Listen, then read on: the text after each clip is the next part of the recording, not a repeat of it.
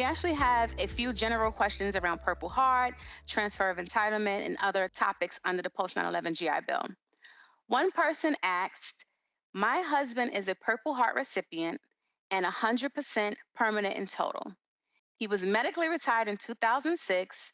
Does this mean he is eligible for the forever GI Bill? If so, is he able to transfer that benefit to either of his dependents, myself or his child?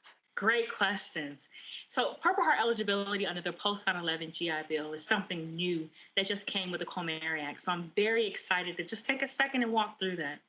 There was a lot of questions in that part, Mo, so I'm going to break it down in three parts. First, let's talk about eligibility.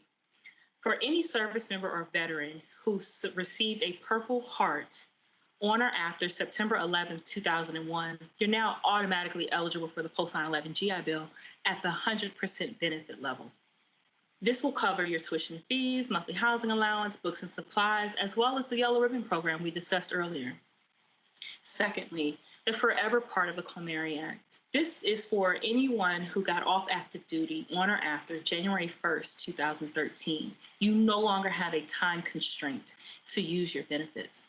We have updated our websites to provide more information on whether or not you are eligible for the forever part of the Comey Act.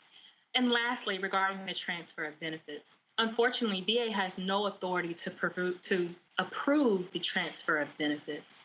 This is something that's done by the Department of Defense and oftentimes requires additional time commitment in your branch of service.